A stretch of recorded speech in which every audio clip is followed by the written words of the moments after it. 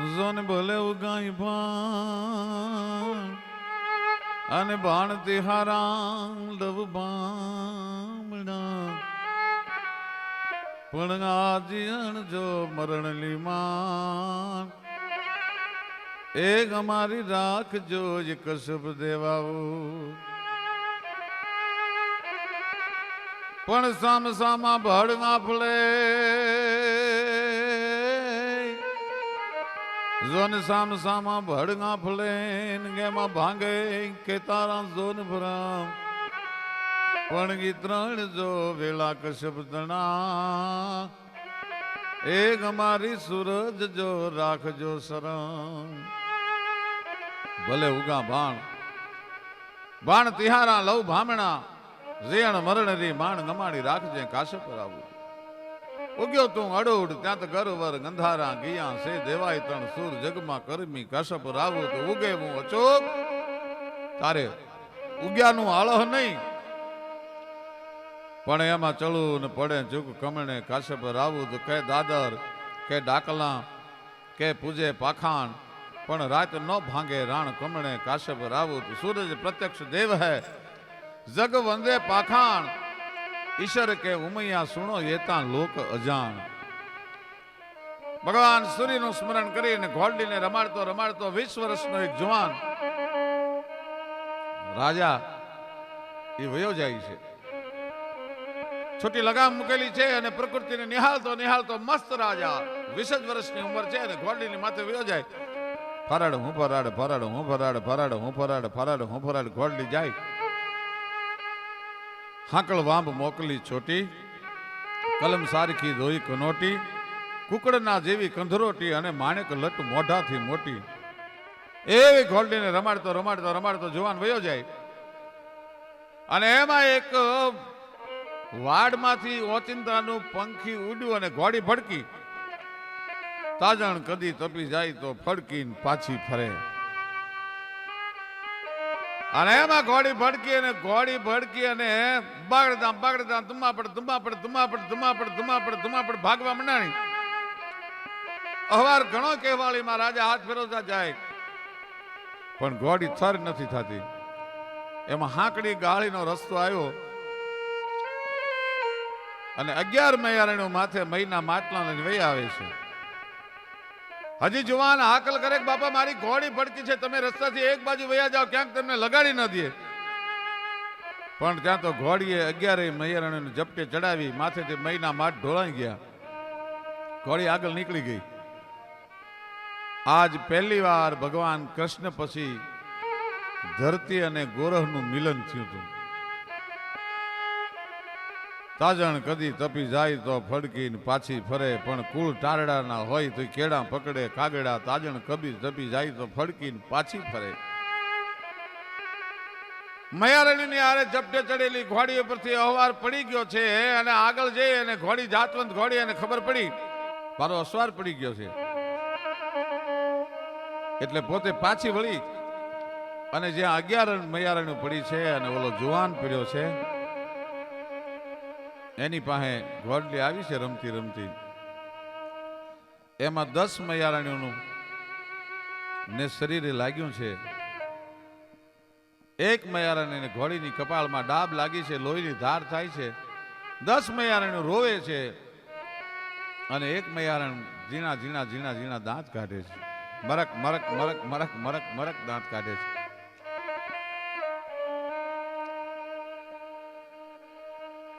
જુવાને પૂછ્યું કે બેનું તમારા મહિના માટ ઢોળાઈ ગયા તમને વાગ્યું આ 10 મૈયારણીઓ રોવે છે અને બેન તું એક શું કામ નથી રોતી તું શું કામ દાંત કાઢે તું શેનું હસસ દરબાર તમે તમારા રસ્તે પડો આ દુનિયામાં કોઈ કોઈના દુઃખનું ભાગીદાર થયું નથી હું તો મારા ભાગ ઉપર દાંત કાઢું છું હું તો મારા ભાગને હહું છું મારી વાતડીઓ હેમાળો જો સાંભળે તો હેમાળો ઓગળીને હાલે વાતડીએ રેમન ડોલે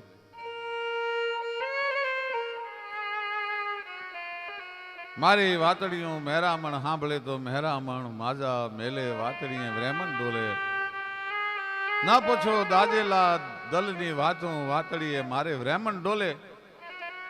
દરબાર તમે તમારા રસ્તે વયા જાઓ, હું તો મારા ભાઈ મારી કઠણાઈને દાંત કાઢું છું. ના બેન, તમારે વાત કરવી પડશે. તમે આ મરમ શું છે? તમે શું કામ હસો છો? શું કામ દાંત કાઢો છો? મયારાણે કીધું કે ભાઈ એ વાત એમ ઊભા ઊભા સંભળાય એવી નથી. અને જુવાને છીપરની માથે આસન લીધું. ભાઈ છીપરની માથે આસન લીધું ને આયા મયારાણે વાતની શરૂઆત કરી. તો સાંભળી લો રાજા, તમારી વાત સાંભળવી છે ને, હું શું કામ દાંત કાઢું છું? તો કે હા, આજથી 20-22 વર્ષ પહેલાની વાત છે. અમારા દેશનો રાજા યુદ્ધમાં કામ આવી ગયો. પોતાના 6 મહિનાના દીકરાને મેલી અને રજપૂતાણીએ જૌહર કર્યું. એકલો બાળ રાજા બની ગયો. પછી ભાયાતું એ દીકરાને ઉજેરવા માંડ્યો. પણ સંસારની જેટલી નબળાઈઓ હોય એ ઠાહી ઠાહી રૂવાડે ભરી દીધી. ભાઈ એને દુહો એમ કે છે, નહીં પતિ નિર્બલ પતિ બાલક પતિ નાર, ઈસ લોક ક્યાં કહું પણ સુરપુર હોત ઉજાર. જ્યાં એટલા જણાના શાસન હાલતા હોય આ લોકની તો શું વાત કરવી, પણ સ્વર્ગ જેવો સ્વર્ગ ઉજ્જળ બની જાય. નહીં પતિ, જેનો કોઈ ધણી ન હોય. નહીં પતિ નિર્બલ પતિ, જે રાજનો પતિ નિર્બળ હોય, રાજા નિર્બળ હોય. પતિ બાળક, રાજા બાળક હોય. અને પતિ નાર, અને શાસન કરતા જે ઘરમાં સ્ત્રી હોય. ઈસ લોક ક્યાં કહું સુર પર હોત ઉજાર. આ લોકની વાત શું કરી? સ્વર્ગ જેવું સ્વર્ગ ઉજળ થઈ જાય. અને પછી જુવાન બન્યો.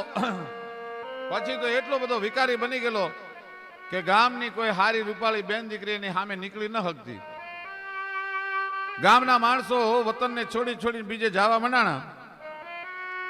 એમાં એક ધોબીની બાઈ પાણી ભરીને આવતી. માણસો વતનને છોડીને બીજે જવા મંડાણા. એમાં એક ધોબીની બાઈ પાણી ભરીને આવતી હતી.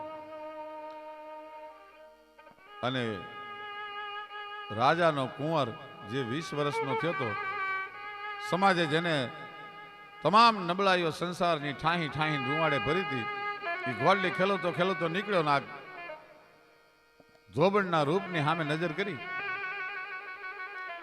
પણ લંબ નેણી લજા ઘણી, જેના પોચા પાતળિયા સરજન હારે સરજિયા, દુનિયામાં એવી કોક જ કામનિયા.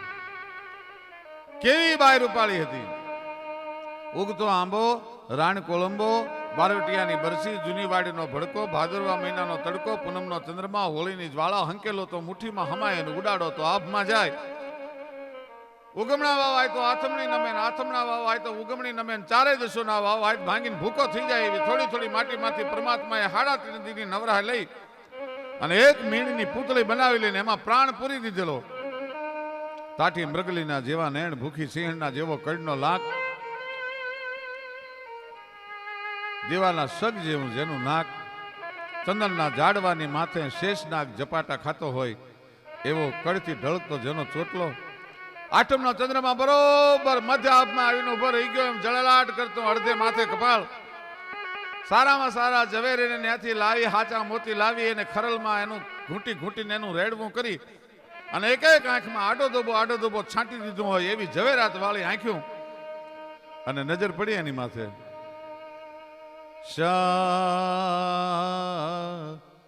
રૂપ દીધા છે, સ્વરૂપ દીધા છે, વાંભનેકનો ચોટલ ઝૂલે, જાણે શીતળ ચંદન ડાલે, કાળુડો કોઈ નાગ ઝૂલે.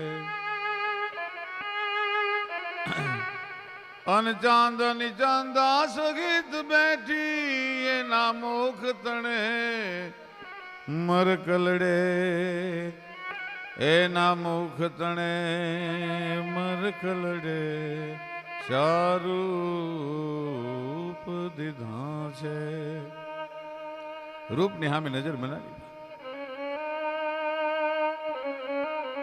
ઘણી વાતો એવી હોય છે કે માણસ મોઢાથી બોલે નહીં પણ આંખ કહી દેતી હોય છે. હર્ષ વિષાદ આળસ અમલ ક્રોધ હેત અહેત મન મહીપ કહે આચરણ દ્રગ દિવાન કહી દે. જુવાન રાજાની આંખમાં વિકાર અંજાણેલો જોયો. બાઈ મંડી ફફડવા. દફેરનો હાંડિયો જોઈને હરણનું કાળજું ફફડે એમ બાઈ થડક થડક થડક ફફડવા મંડી.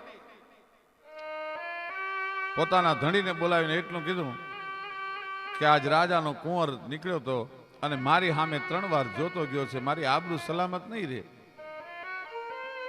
આપણે ક્યાંક વયું જવું જોઈએ, આપણે ક્યાંક ભાગી જવું જોઈએ. અરે ગાંડી, સત્તાની આગળ સાળ પર શું કરે? ભાગી ભાગીને આપણે કેટલા જાશું? કે તારે ન આવવું હોય તો કાંઈ નહીં, પણ હું મારી આબરૂને નહીં જવા દઉં. એ હજી બે વચ્ચે ચર્ચા હાલે છે. રાતનો ગજર ભાંગ્યો છે ત્યાં બારણે ટકોરા થયા. જુવાન રાજાના માણસો આવ્યા. બાઈને ઉપાડી અને રાજાની સામે હાજર કરવામાં આવી, પણ બાઈએ સ્ત્રી ચરિત્ર અપનાવ્યું. ભાઈ સામે દારૂનો સિંહો પડ્યો તો એમાંથી લઈ અને એક પછી એક પ્યાલીઓ હિંડોળા ખાતે રાજાને પાવા માંડી અને કહેવા માંડી કે અમારે બાયુ માણસને મોઢે તાળા હોય. દરબાર, તમારે હિંડોળા ખાતે હિંચકવા આવવાના તો મારા હૈયામાં ઘણાય કોડ હતા. ઓડિયામાં મંડી આંગળીઓ ફેરવવા અને દારૂ મંડી પાવા. એક પ્યાલી, બીજી પ્યાલી અને 10 પ્યાલીઓ જેમ રાજાના પેટમાં ગઈ ત્યાં ગાડવો ખડી ગયો. ડોક નાખી દીધી રાજાએ અને બાજુમાં તરવાર પડી હતી. કોટી છોડી મ્યાનનો ઘા કરી અને લોટકો કુંભાર ચાકડાની માથે દોરો મૂકીને માટલું ઉતારી લે. એટલી સહજતાથી બાઈએ ધોબણે એમ કહેવાય છે કે રાજાનું માથું ઉતારી લીધું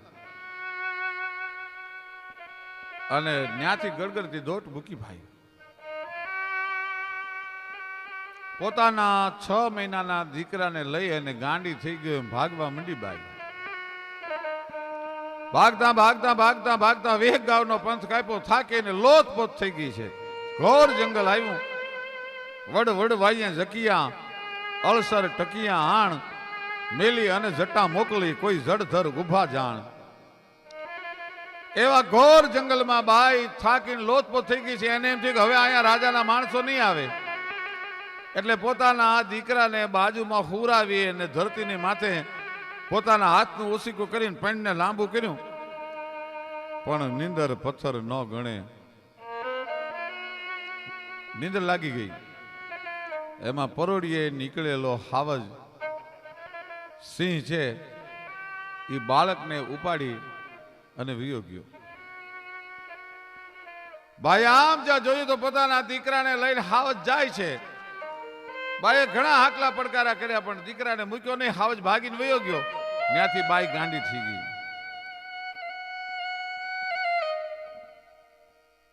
પરોડીએ નીકળેલો હાવજ એ શિકારને ઘાયલ કરે પણ જ્યાં સુધી સૂર્યનો ઉદય ન થાય ત્યાં સુધી શિકારને મારે નહીં.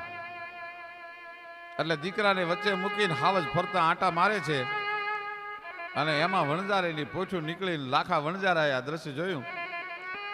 હાકલા પડકારા કરી અને હાવજને ભગાડ્યો અને ક્યાંક ક્યાંક દાઢું બેહારી હતી. દીકરાને લઈ અને પોતાની કરોડોની સંપત્તિનો માલિક કોઈ નહોતો એ દીકરાને ઉજેરવા માંડ્યો વણઝારો. બાઈ પોતાના શિયાળને બચાવવા માટે થઈ અને રાજાને મારી અને જંગલમાં આવી. ત્યાંથી દીકરાને હાવજ લઈ ગયો. બાઈ ગાંડી થઈ ગયેલી. એમાં ભાગતા ભાગતા ભાગતા ભાગતા એક માણસની નજર આ બાઈ ઉપર પડી. બાઈ સાવ ગાંડી છે. એ બાઈને પકડી લીધી અને ગામમાં લાવી, શહેરમાં લાવી અને એક વેશ્યાલયમાં એક નાયિકાના ઘરે બાઈને વેચી દીધી. વિચાર કરજો, માણસનું ભાવિ એ માણસને કેવી રીતે ભરમાવતું હોય છે. જે બાઈએ પોતાના ચારિત્રને, કેરેક્ટરને, પોતાના શીળને બચાવવા માટે થઈ અને રાજાને માર્યો, પોતાના દીકરાને હાવજ લઈ ગયો, એ જ બાઈ આજ ગણિકાના ઘરે વેચાણી. બાઈએ પોતાના ચારિત્રને, કેરેક્ટરને, પોતાના શીળને બચાવવા માટે થઈ અને રાજાને માર્યો, પોતાના દીકરાને હાવજ લઈ ગયો, એ જ બાઈ આજ ગણિકાના ઘરે વેચાણી. બાઈને ભાન આવ્યું ત્યારે બહુ મોડું થઈ ગયું હતું. એ વાતની માથેથી 20 વર્ષ નીકળી ગયા. પણ એ ગણિકાના માલિકને બોલાવી અને બાઈએ એક શરત રાખી હતી કે તારે ને વેચાણી છું, તું કે કામ મારે કરવું જોઈએ, પણ મારી એક શરત મંજૂર રાખો. શું? કે મારા ઢોલીએ એ જ માણસ પગ મૂકી શકે જે 1 લાખને 1 ગણી દેનારો આવે એ જમાનામાં. ભલે શરત મંજૂર થઈ. અને આ તો પછી ધોબણ મટી ગઈ હતી. પોતાના દીકરાને હાવજ લઈ ગયો એટલે અંદરથી જનેતા મટી ગઈ હતી. પણ જગદંબાની ઉપાસક બની ગઈ હતી ભાઈ. રોજ માતાજીની પ્રાર્થના કરે. આકાશ પાતાળ તું ધર અંબર નાગ સુર નર પાજ નમે દિગ્પાલ દિગંબર આઠ ઘી ડુંગર સાત ઘી સાજર ત્રણ સમય નવનાથ ગને નર 64 નારી હાથ પસારીએ તેમ હરી રવરાજ રવસીએ જગત બ્રહ્મસિંહ વકળ વેસીએ ઈશ્વરી માડી વકળ વેસીએ ઈશ્વરી. માતાજીની પ્રાર્થના કરતા કરતા ખુદ જગદંબા જેવી બની ગઈ હતી. 20 વર્ષના વાણા વાઈ ગયા. કોઈ 1 લાખ રૂપિયા દેનારો ન આવ્યો. માતાજી અત્યાર સુધી બાઈને આબરૂને સલામત રાખી છે. પણ એમાં એક દીવે વાટ્યું ચડી. ઓરડા છે એ જોળમળ થવા મનાણા. અને આભલા વાળા ચાકડા ચંદ્રવા ઓરડામાં ચોડ્યા હતા. એમાં હજાર હજાર દીવડા સામે પ્રગટાવ્યા હોય એવા પ્રતિબિંબ મીંડ્યા પડવા. ત્યારે એક માણસે આવીને ખબર આપી કે ભાઈ આજ તને 1 લાખને 1 ગણી દેનારો આવ્યો છે. આજ 1 લાખને 1 ગણી દેનારો આવ્યો છે. જુવાન છે, 20 વર્ષનો છે, વણજારો છે. ભલે ભાઈ, જેવી માતાજીની મરજી, જેવી પરમાત્માની મરજી. જુવાન આવ્યો, ઢોળિયામાંથી બેહાર્યો અને બાઈ અંદરથી મંડી 9 લાખ લોબડિયાળીની પ્રાર્થના કરવા ગઈ. ભગવતી હે જોગમાયા, હે પરમાત્મા, 20 વર્ષ મારી આબરૂ રાખીને આજ મારી આબરૂ જવા દઈશ તું? અંદરથી પોકાર મીંડો ઉઠવા ભાઈ. આંખમાંથી આહુડાની ધાર થવા માંડાણી. ના અર્શ કો હિલા દે વો ધુઆ ધુઆ નહીં હે. અહીંયા હયાતા ભાવથી જો કરો હાકલો ઢીંગલું ચીથરા તણું ધૂણે ભાઈ. બ્રહ્માંડ ખળબળી જાય અંદરની દુઆથી. જુવાન આવ્યો, બેહાર્યો, હાથમાં તેલનું કંચોળું લીધું અને જુવાનના ઓડિયામાં તેલ મંડી નાખવા. તેલ નાખતા નાખતા ઓડના ઓડિયા ઊંચા કર્યા અને રૂપિયા લાખું જોયું. અને ત્યાં તો બાઈના મોઢામાંથી હાકલ નીકળી ગઈ, બેટા. એ બેટા શબ્દ સાંભળતા ગીરનો હાવજ જેમ કંદરામાંથી ઠેકીને હેઠો પડે એમ પલંગ ઉપરથી જુવાન ઉતરી ગયો. ગડગડથી દોટ મૂકી પોતાના વણજારાના તંબુ પડ્યા છે. એના બાપને લાખાને જગાડી. અને જુવાન એટલું કહે છે કે બાપુ આજ સાચું કહી દો, હું કોનું સંતાન છું? ના બાપ, તું મારું સંતાન છો. બાપુ સાચું નહીં કહો તો પેટમાં કટાર ખાઈને હમણાં હું મારા પ્રાણ કાઢી નાખીશ. બેટા, આજથી 20 વર્ષ પહેલાની વાત છે. અમારું મોવાડું જંગલમાંથી નીકળ્યું હતું. તને હાવજે પકડ્યો તો. હાવજે ક્યાંક ક્યાંક દાઢું બેહારી હતી. અમે હાકલા પડકારા કર્યા. હાવજ વયો ગયો અને અમારી કરોડોની સંપત્તિનો કોઈ માલિક નહોતો એટલે ઉજે અને મોટો કર્યો.